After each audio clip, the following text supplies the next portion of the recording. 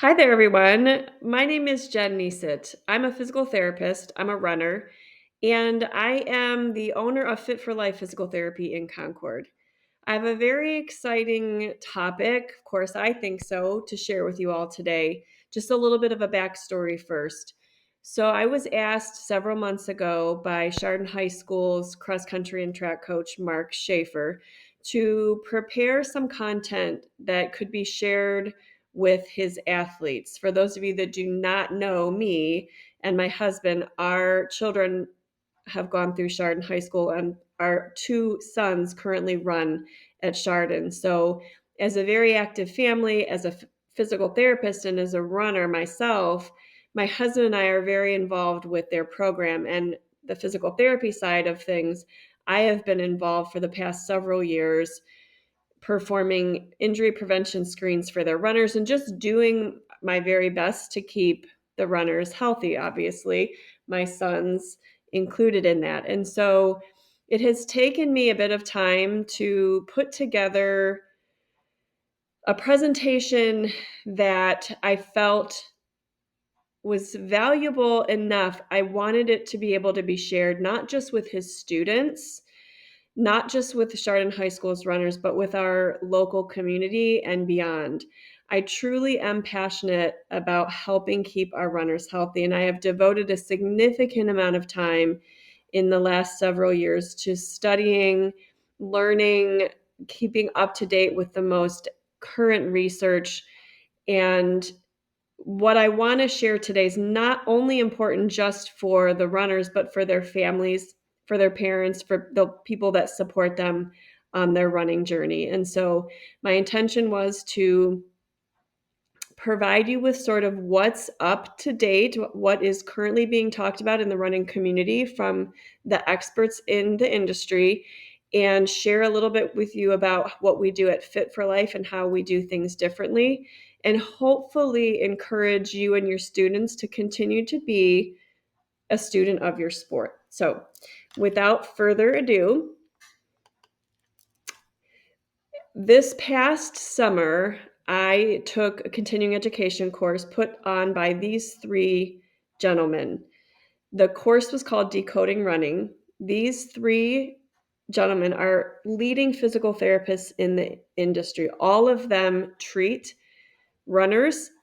Most of them are involved in research and have been for quite some time. Jay Dicharry, if anybody's heard of him, he's the author of a book called Running Rewired. It's now in its second edition. That is a extremely valuable book. It is what I have used to create our injury prevention screens, based on the work of his research and his suggestions. That is what we have used in our office and out in the community to identify on a deeper level what's going on in the runner, and very specifically coming up with movements and corrections to address the things that we find on that movement screen. So Jay Dicharry is a physical therapist and author of the book Running Rewired. Nathan Carlson is a physical therapist who has a specialty in bone stress injuries. He he studies the research and he shares that which he feels will help real life runners, as he calls them. So he has protocols that Fit for Life did invest in for how to treat bone stress injuries, and that changes depending on the location of the bone stress injury. And so, again, following the research and evidence, we now have the most recent recommendation for treating bone stress injuries at Fit for Life at our fingertips. And then Christopher Johnson is another physical therapist and running coach who really works with elite athletes and triathletes. And so he has just a ton of valuable experience to share with treating, how to treat runners. So a lot of what I'm going to be sharing in today's presentation comes from my summary of the course that I took this summer. taking out the clinical side of things and just trying to apply it to what do the students need to know, and what do you as their families need to know? What do you as their coaches need to know to help keep your runners healthy? For those of you that do not know me, I have been a runner since the age of 7, I think. I've competed at all the way from, middle school, high school, up to collegiate running. My husband and I met at Bowling Green State University, suffered a significant amount of injuries, over my lifetime. Ultimately, that is what did injure out of college. I was able to come back and kind of compete post collegiately, but really it was my injuries, even in my middle school years, that confirmed for me that I wanted to be a physical therapist, that I was going to go and be able to help my patients get back to doing what they love, which was running, which is what my physical therapist did for me the first time I got injured. So eventually, I would put my long distance shoes on, even though I was much more of a mid distance runner in high school and college. I would train for and compete in 7 marathons, the Boston being my final marathon in 2018. That's a long story I'm happy to share with you in another presentation, but that was my last long distance marathon race. But I did check that goal off, and I did take a long I did struggle with how to get there and be healthy and to train at that level, and stay healthy. So I've been a PT for nearly 30 years, and I definitely have a passion for helping runners. 3 of our 4 children run. Our oldest daughter is finishing her collegiate career this year as we speak, and we're very excited to watch the other 2 boys as they have had quite successful high school careers. And so um, we're very invested, in the running community. So the first thing we're going to talk about is a little bit of hopefully dispelling some myths. This is a quote and this was taken from the course with Jay Dicharry. We've heard things like this before, right? Running is the best sport there is. All you need is a good pair of running shoes and shorts, and out you can go, right? You don't really have to cross train. Professional athletes do. Excuse me.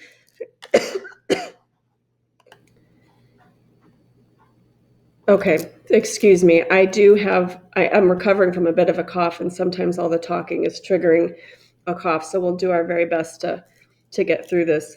So just kind of to picking up where I left off, professional athletes don't do it, or they do it because they don't do it. Professional athletes do it because it makes you faster. But the best people will tell you that a nice warm up and a good flexibility program for your lower extremities is basically all you need. So is that true? Is it running probably the safest sports as long as you train smart? Is that true? And I would say the answer to that is definitely false.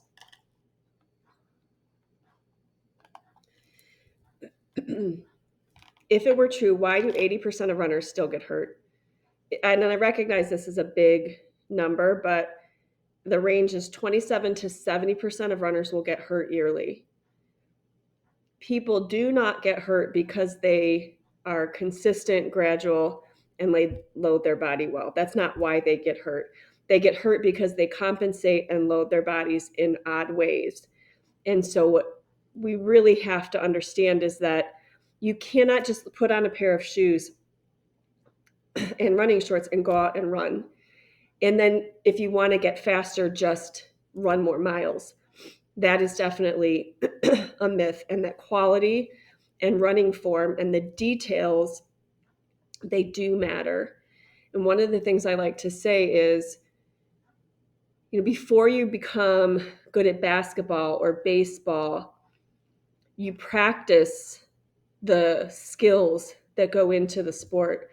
And that is definitely not something that we see with running. We don't see the skill and the drills being broken down to reiterate good running form. And so people just kind of adopt their own running form. And there's many, many running forms out there. They're not always ideal. the details do matter. And then when you add load and distance, the chain can break down. So the details do matter. In the other case, on the other side of the story, though, too much, too fast is not always to blame. So, excuse me, where I just said, people don't get hurt because they make all the right choices. A lot of times people do run too much, too fast, but that is not always the blame. It's certainly less often the blame with elite runners. Collegiate athletes, supposed to have smart people helping them, not always the case, and sometimes they still get hurt. And then on the other side of that is that it does not take much to get a bone stress injury. By bone stress injury, I mean a stress fracture or a stress reaction. Those can happen at a much lower mileage than previously thought. So to reiterate, there are a lot of details that go into running, and as a runner, you need to be a student of your sport. Did you know, for example, that all of these factors go into contributing to your running form? Your scapula, that's also called your shoulder blades, they complement your postural integrity, meaning they help hold you upright in your upright posture. And if you have forward head, rounded shoulder postures, you are increasing the pressure on your abdominal contents, including your diaphragm. You are restricting them, actually. You have stretched out muscles in your back. You cannot breathe well if you have that forward head, rounded shoulder posture. So knowing where your shoulder blades sit on your back is important, and then having the postural integrity and the strength to hold them there is going to allow you to be more efficient as a runner from the breathing standpoint. Your core, which is really the muscles around your center, not just talking about your abdominals here, but front and back of the body. So abdominals on the front, back muscles on the back, including your hips and strong glute muscles. Your core provides counter rotation movement to preserve your center of mass, meaning you got to stay upright to gravity and moving in a relatively straight line. There are rotational forces at work when you run, and your core has to counter that or fight against it. You have to have strength in your center to be able to continue to move forward. Your hips drive propulsion. Propulsion is push off. They steer and they control your posture. Many of our patients, especially these young boys and girls, have tightness in their hip flexors, and it pulls their pelvis forward, and that changes the entire way that you line up to gravity and which muscles are lengthened, which muscles are shortened. And when you change the length of a muscle, you change their ability to function and to have their optimal performance, their optimal strength.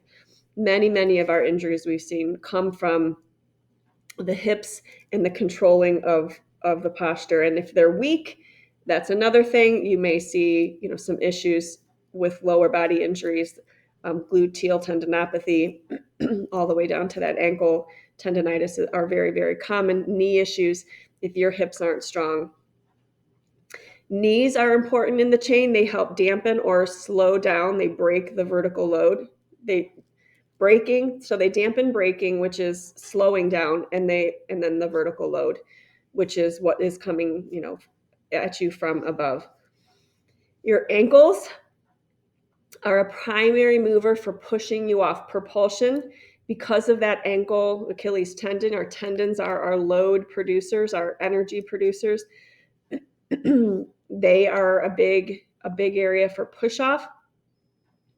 Huge also issue if you have had injuries in terms of spraining your ankle and you don't regain that awareness of balance, that you're weak in that ankle, you're more likely at risk to repeat ankle injury. So, and then your feet, they are not just bricks in your shoes, though they've become that for many people. Multi-segmental, adaptive lever, and I like that because your foot, it's just like your hand. There are 5 little bones in your leg. They have to be able to move. There has to be a rotation that occurs as that foot goes from heel strike to push off, and it must control the elastic forces driven through the ankle. And it is literally the impact that you have to absorb the impact as you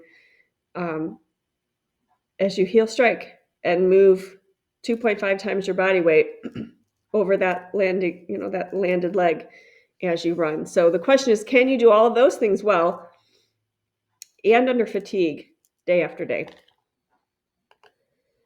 And I would venture a bet that many of you did not even know that all of those things were involved in your running form. So the other question that is important to ask yourself is, can running alone optimize tissue capacity? Can you just run and run more mileage and become a better runner? Or better said, my little thing is in the way. Does running create the optimal stimulus to remodel tissues? Which is really what you're asking.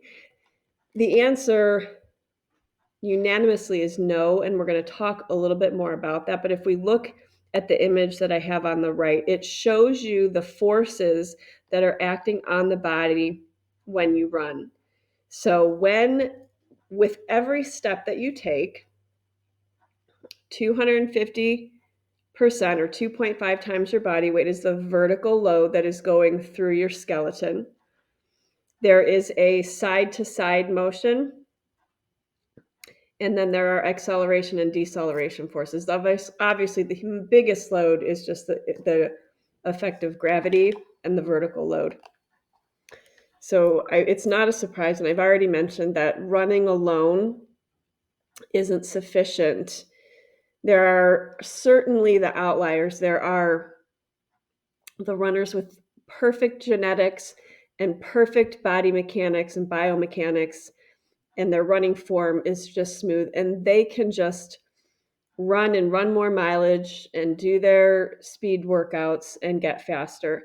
But for the majority of us who have issues in their kinetic chain somewhere, who do not have optimal form, who do not have optimal alignment, if you just run, not only will it not necessarily help you get faster, but it isn't going to make your muscles stronger, your bones more dense, etc. And that's what we're going to continue to talk about here. So what our research tells us is that running is not rapid enough with high enough force to increase bone mineral density. That is very important. I just told you it's pretty, 2.5 times your body weight going through your skeleton with each step is still not enough, not rapid enough, and enough force to increase bone density.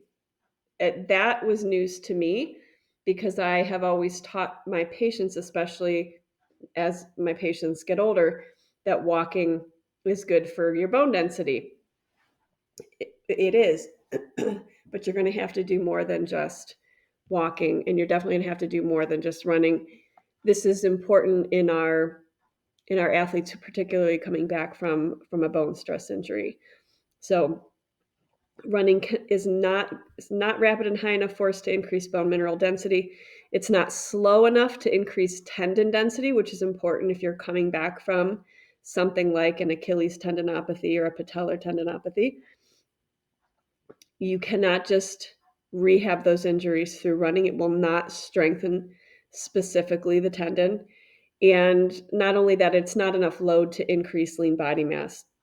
So you're not going to make those changes to lean body mass if you're in a stage of life that's important and you need to lose some weight,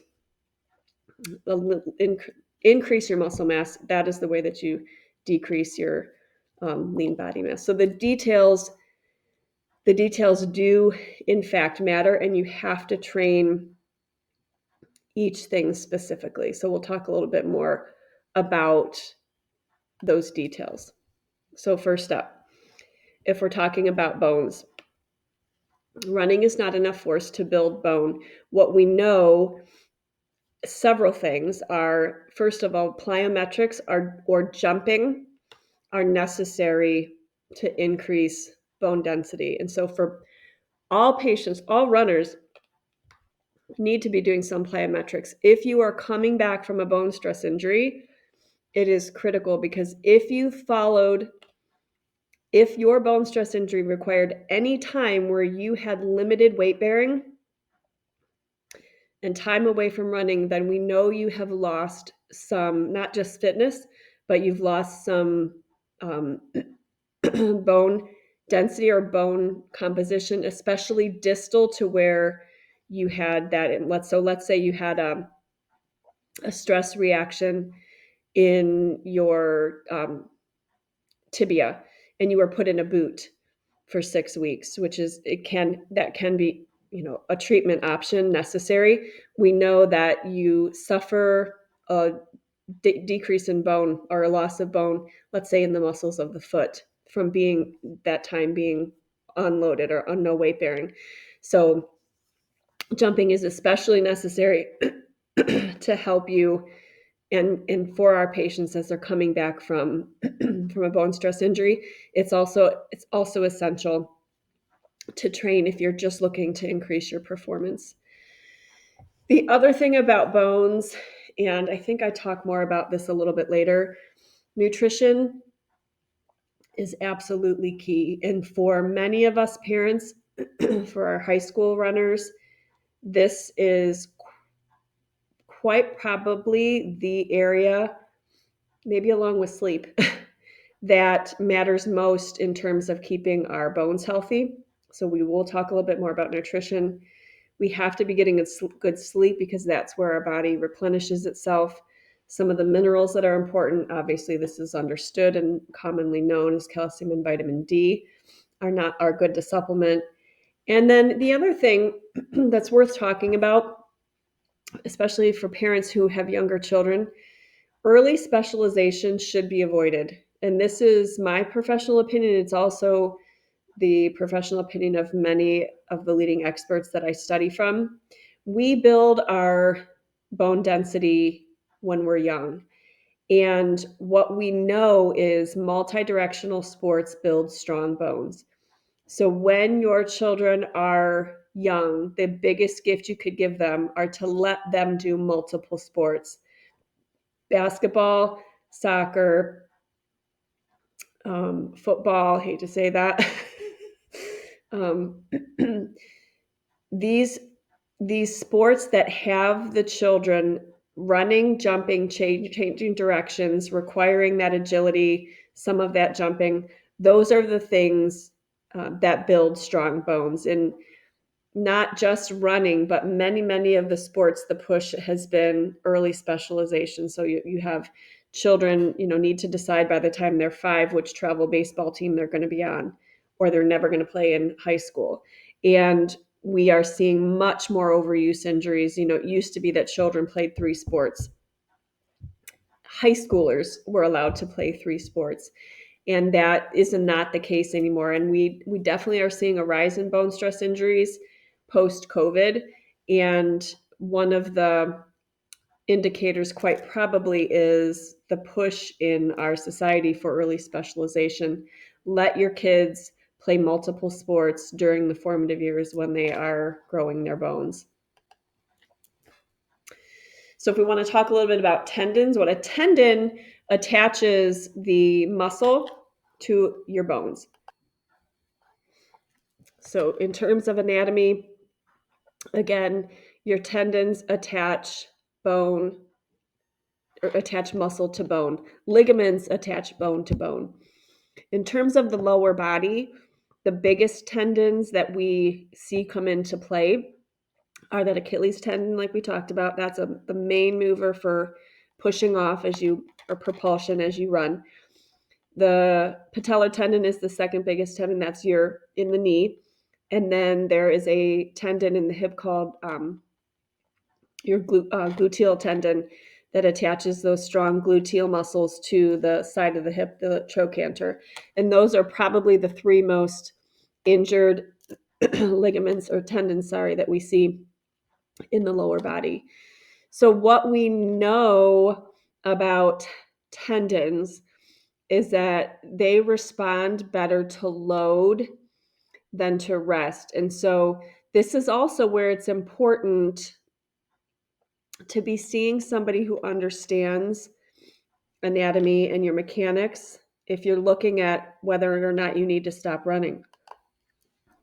So no one wants to tell a runner that they need to stop running, right? It's important to know what you're dealing with as a therapist so that we know how to best rehab our runners. So resting the tendon is not the ideal case. That's not to say you might not need a short time off of running, depending on the level of inflammation. But what needs to happen for that tendon is that it has to be loaded. It will not strengthen specifically just with rest or just with running. We have to do very specific loading for that tendon, actively and passively, depending on the stage that you're at, to get that tendon to rehabilitate. So again, we may have to stage it depending on the level of inflammation that you have, but we load a tendon, only when we have correct body mechanics, which we have to be able to see with our eyes, and then slowly. And that most of the time we use eccentric lengthening. It can start with concentric if you have a lot of pain with it, but eccentric lengthening is how we load the tendon. It's a long, slow lengthening of the muscle because the lengthening contraction does not pull on the bone. And the tendinopathy comes from the irritation of that tendon getting pulled on, and the tendon pulls on the bone. Muscle contracts, pulls on the tendon, pulls on the bone, and you have that inflammation there of that tendon. So we usually use eccentric lengthening, sport-specific drills, progress to power work, working on different movement patterns. Plyometrics are key, and we're going to do all of those things while we, if we've had to keep them from sport, while we work to get them back on the running field. Okay, so we talked about tendons being muscle to bone, and I mentioned ligaments that attach bone to bone. Ligaments do not have any contractile capabilities themselves. They are able to withstand both compressive and shear forces. They respond to intermittent tension with increased thickness and strength, and heal 97 to 98% of the strength after injury. That's good, right? That sounds good, but why do our patients keep re-spraining their ankle then? They re-injure that ankle because very, very commonly, when there is an ankle sprain, it changes the mechanics of the ankle joint. That is something we know. I know as a therapist. Our bodies are remarkable at adapting. And so those altered mechanics from rolling that ankle, your body figures out another way to get around it. So you adopt an altered movement pattern, not necessarily obvious to the, to the eye, to the untrained eye. You don't recover the range of motion. They substitute their pattern. And also, there's a loss of proprioception and balance. Proprioception is a fancy word for balance. Your proprioceptors are little receptors that are inside the joints. And if you've injured the ankle or had a period of immobilization, those receptors get rusty. And so the ligaments also can be stretched out with an ankle sprain. So if you do not intentionally work to get your strength and thickness back, then you will have laxity in that ankle and will be more susceptible for injury. So ligaments, particularly the ankle, also in the knee, important. There's several big stabilizing ligaments in the knee. These are important to work specifically and will not necessarily get better if all you do is run.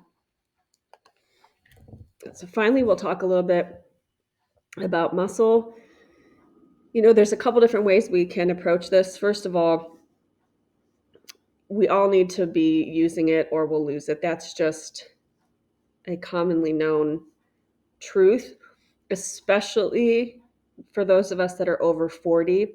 If we are not using our muscles, we are losing it at an increased percentage, over each decade.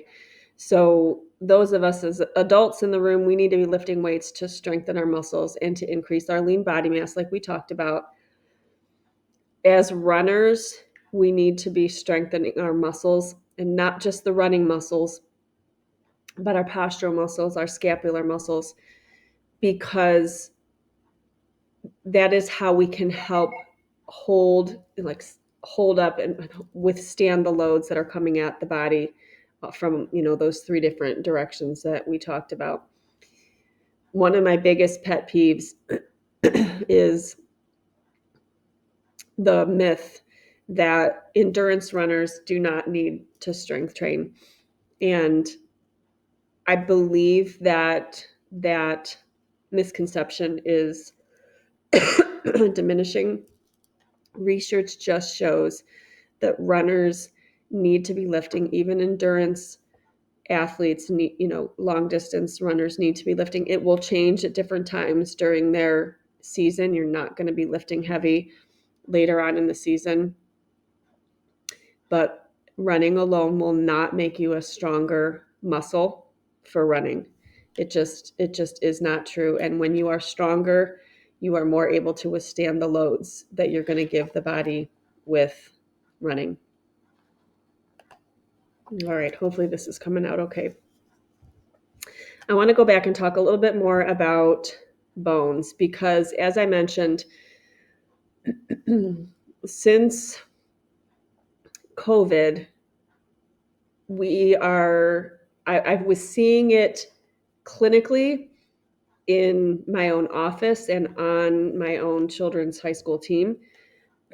But I have done some research, and the teachers that I studied from the summer did agree something seems to have changed since COVID. And if you look back on, the factors that I talked about on, what's important for bone density, well, what happened during that season of life for all of us were a lot of stressful things that perhaps didn't go well in terms of building strong bones.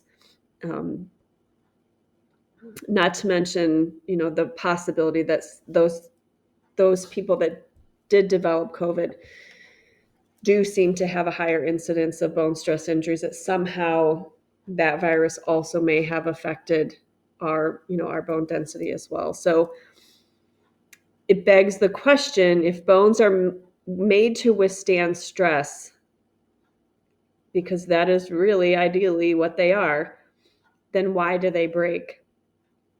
And the simple answer is, and that abbreviation stands for bone stress injuries.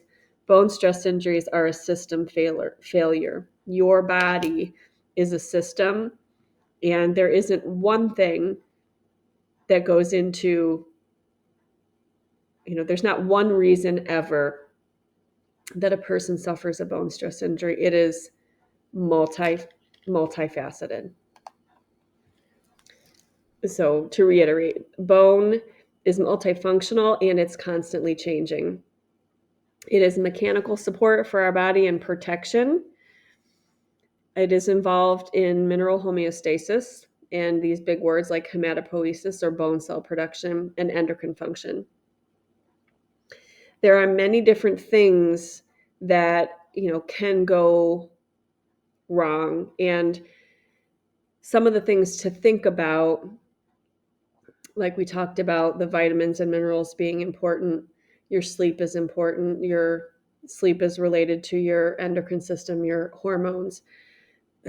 It also, a huge factor is lifestyle and what's going on in your life, basically, and stress. And so when you think about what our high school students are going through, or myself, as I've watched my oldest daughter compete at the collegiate level, the life stressors play a much bigger role than you might think what is going on in the runner's life, for the college student going away from home for the first time, being on their own, being in charge of their own nutrition, really probably for the first time.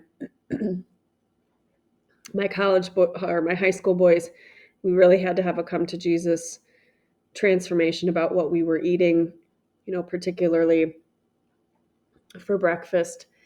And there's a lot that can be talked about on the nutrition side of things, and we'll talk more in the coming slides. But just it is all of those things go, together, and it's multifaceted. Anytime there's a bone stress injury, so lots to think about in that area. Like we talked about on earlier slides, our peak bone mass is before the age of 30. Bone mass peaks before the age of 30 is what I was trying to say. So after that, it's going down. It's just going downhill, and you're going to have to work a lot harder. And it is that multi-directional sports when they are young that helps reduce the risk of bone stress injury. So what we know from studying, and a lot of studies on bone stress injuries are done in college students because they're a little easier to control, although not the perfect sample size.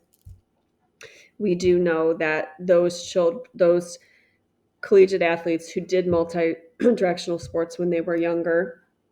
Oh, tennis, that's another good one. I didn't say that earlier. But so swimming, not as good, right? Definitely not good for bone density. Definitely a good sport. But it's those tennis, football, basketball, soccer, those type of things that will help, let them jump off the furniture, let them jump on the playground. And those things are going to help build their strong bones. Okay, there are two types of bones, and the classification of bone matters when there's a bone stress injury.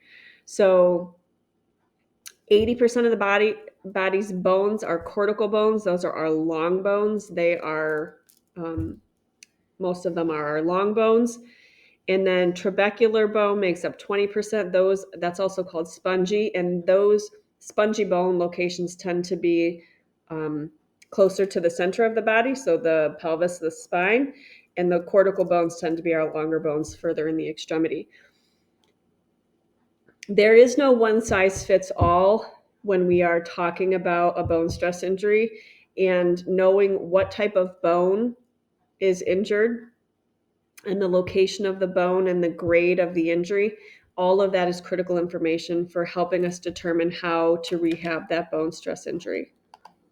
And I've alluded to a little bit of this already, but this was an overwhelming consensus among all of the instructors that I've been studying from, is that bone stress injuries are to be considered by us as you're providing, sometimes the first person you go to, a fueling issue until proven otherwise.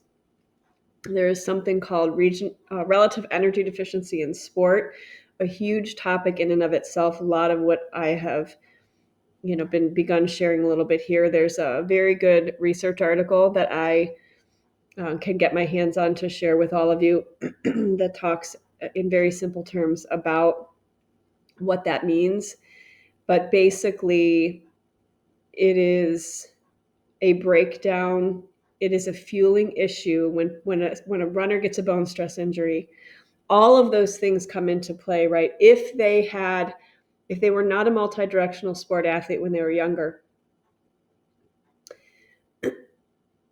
and now they're a teenager and they're not eating well, and then they're stressed out because it's finals week, all of that is going to play into the breakdown in the bone. The decreased bone density is going to lessen the threshold for the injury. And as I mentioned before, these are not necessarily high mileage injuries. It does not take high mileage to start a bone stress injury, especially if there are breakdowns in the chain in some of these other things that we've talked about. So the most important thing you can do for your children when they're young is have them play multi-directional sports. The second most important thing you can do is support your runner with making sure they are adequately fueling. There is a dietitian that I follow on Instagram that I'm happy to share. Her name is Rebecca something. I'm happy to share her with anybody that would like her information. Her recommendation, again, as physical therapists, we are not nutritionists, and we generally cannot give advice on um, food and fueling. It needs to come from a dietitian legally by our state practice act, but taken from this dietitian's advice, and she does work with runners, is that your runner has to have, for every 10 miles a week that they run, they need an additional 100 calories, nutrient dense calories, to make up for that. And so if your runner does not have a plan for increasing their fueling every 10 miles per week, it's an additional 100 calories per day, just to be clear. So 2,000 calories, just using that as a generic. If they are running 10 miles that week, they need 2,010 or 2,100. If they're going to run 40 miles a week, they need an additional 400 calories per day to keep up with the demands and to minimize their risk of injury. So that's just a good gauge without having to be calorie counting. You want to make sure that they're getting adequate calories. And the other recommendation is that protein needs to be prioritized. There are a lot of different recommendations for protein. It might be accepted differently for females or males, but a general recommendation would be 30 grams of protein with each meal is feasible and a really good thing to shoot for in terms of making sure that you're giving the body what it needs to build the muscle and to heal and to overcome the stress that you're giving it. So if anybody wants that article, let me know. And if anybody wants the dietitian to follow on Instagram, I'd be happy to share that. So that's the gist about, becoming a student of your sport, right? And now I want to talk just a little bit more about, what does physical therapy look like, or what should physical therapy look like for runners? Because it's different, and we treat our runners differently than we treat our swimmers, differently than we treat our gymnasts, different than we treat our golfers, different than we treat our CrossFitters. So for runners, if you are somewhere not local and you're seeing somebody else for physical therapy, your physical therapist needs to look at you and your whole body first. This is not just a hips down kind of thing. It's not just a lower body sport. Your shoulder range of motion, your shoulder blade position, your ability to rotate through your thoracic spine, all of those things are important, as is the way your foot hits the ground when you strike. Are you flat-footed or high-arched? What do your knees do? How strong are your hips? When all of that information is gathered, then they really need a multifaceted plan to address all of the components that go into making you the runner that you are. So just for a cute example, first things first, we need to look at, can the patient move? How do they move? And then we need to identify problem areas and establish an intervention. So, does your physical therapist address your first rib motion? Because that is going to be important for breathing. It's going to be important for your thoracic spine, for your diaphragm excursion, and your ability to take great big deep breaths, if I didn't say that already. Again, thoracic spine mobility connected to that. Are you limited in flexion? Are you limited in extension? Do you have good counter rotation ability? How strong is your lumbar spine? Can you stabilize against those counter rotational forces? What are the strength of your glutes? Do your hips move well? Because if you're limited in certain hip movements, hip extension, hip internal and external rotation, that's going to affect your stride. What is your ankle doing?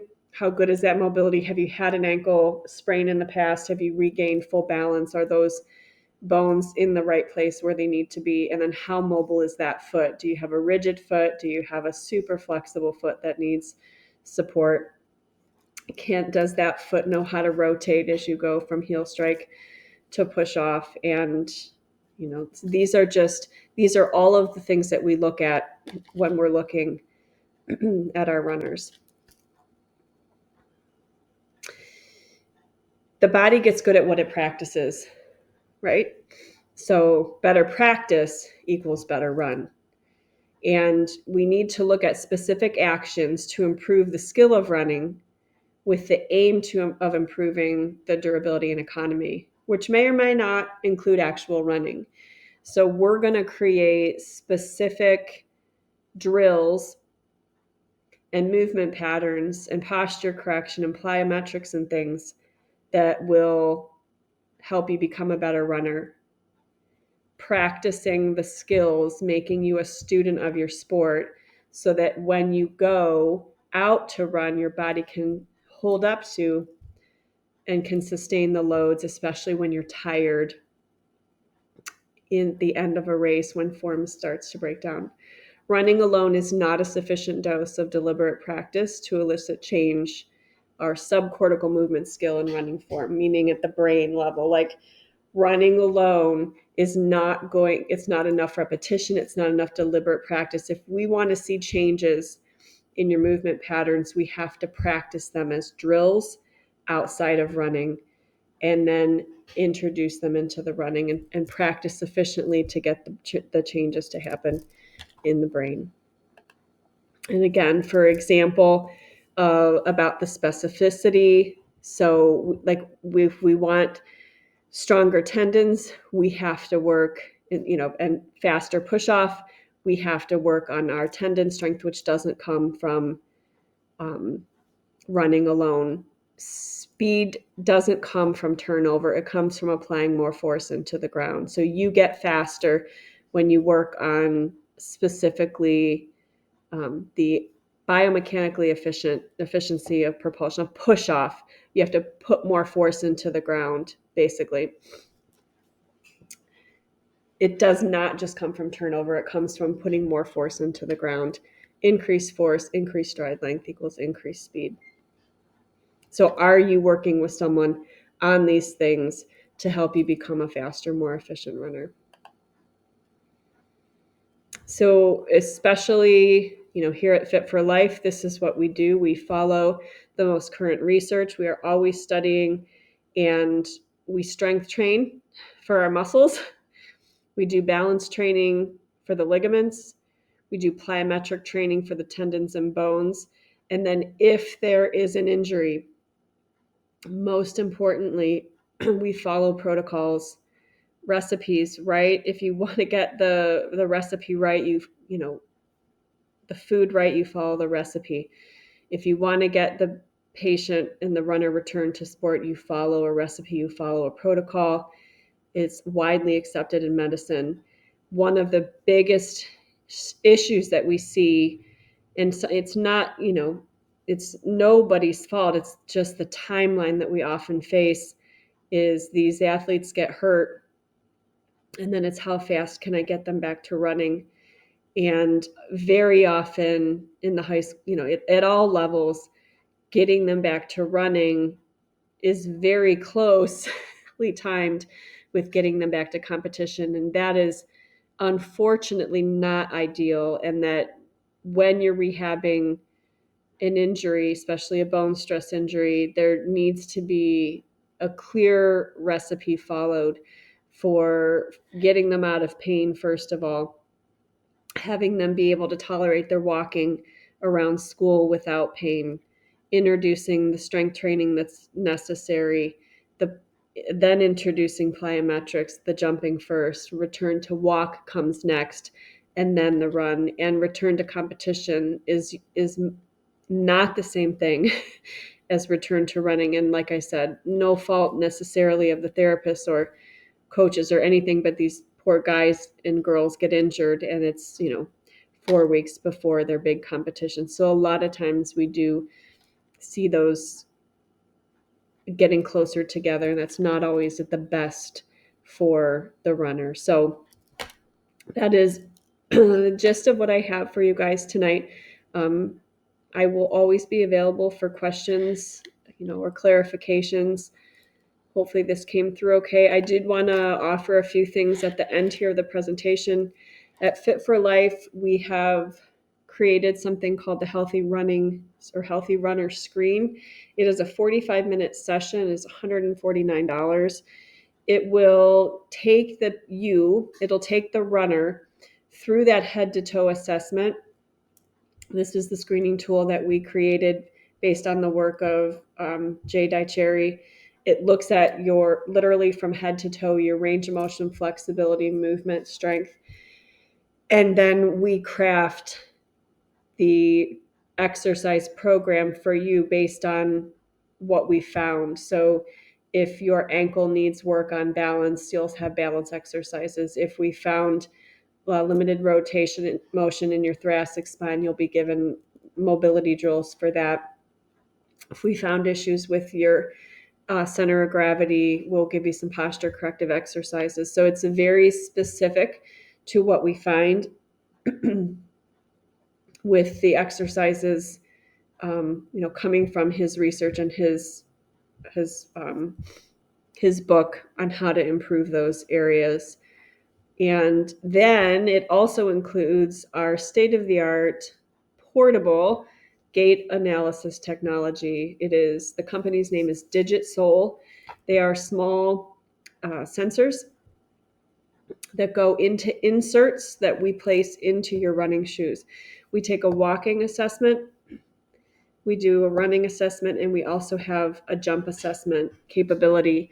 And we can see a ton of information about your running form, speed, cadence, symmetry, stride length, the time that you're in the air, that double float time. We can see the foot your path takes as it hits, strikes the ground and goes into push off. We can tell which muscles you're using, overusing your hip flexors, underutilizing your plantar flexors, etc. We can make changes to your footwear, put in an insert, try a different shoe, repeat the test, and get really valuable information. So that healthy running screen is something that is extremely valuable. There's no obligation to work with us further. After you get your screening, you're welcome to take your results and go work on your findings on your own. Come back anytime you want to repeat gait analysis to kind of see if things are getting better. But that is one thing that we now have available at Fit for Life. And then coming in 2025, we are very excited to announce some programming that we're putting together.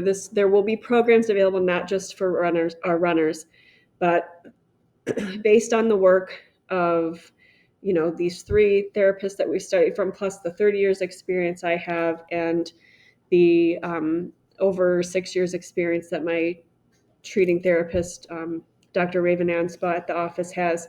We were putting together a protocol, basically, or some following the protocols, putting together a package for our runners. This will be a 12-week package. It is ideal for prevention. If I'm honest, it would be possible to use this package if you have a runner that's struggling with something, but we are really hoping that this will take off to help prevent. It is for the runners, it is for the parents who want to invest in their student athlete, who want to optimize speed and performance while reducing injury, right? These are services that are often available for your basketball players, your soccer players, your football players. They are your speed and agility and endurance. Well, this is a program that we're putting together.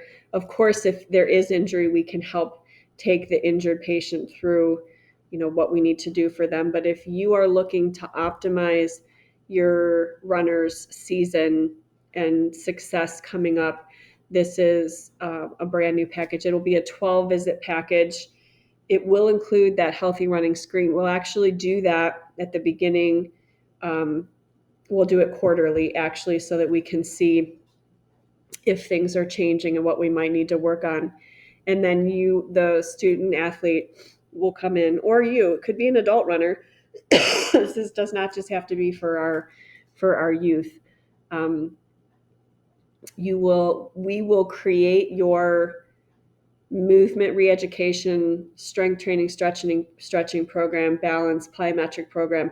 We will craft that based on what we find on your injury prevention screen. So every person's unique path will be, their own. And it really, we're very much looking forward to sharing this with our runners and then seeing what we can do to help, like I said, optimize speed and performance for our runners. And this would be open to runners up, I would say probably middle school on up to the adult runner. And there will be a $256 savings when you purchase the package in full. So if anybody wants to talk about that, please feel free to give our office a call and we can talk details and get you scheduled.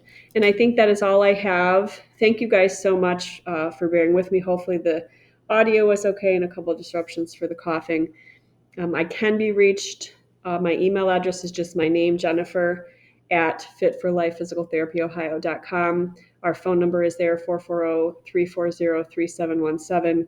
You can find us on all the social media platforms. We have a YouTube channel, we have a Facebook page, and an Instagram account. And our website is www.fit4lifephysicaltherapyohio.com. Thank you so much for spending about an hour with me.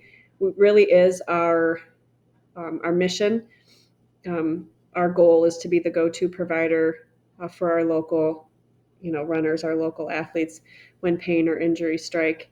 And we like to say that we help active people overcome pain and injury quickly so that you can get back to doing what you love. So thanks for thinking of us should you need physical therapy, and especially if you'd like some performance enhancement. We look forward to helping make this next year great for you.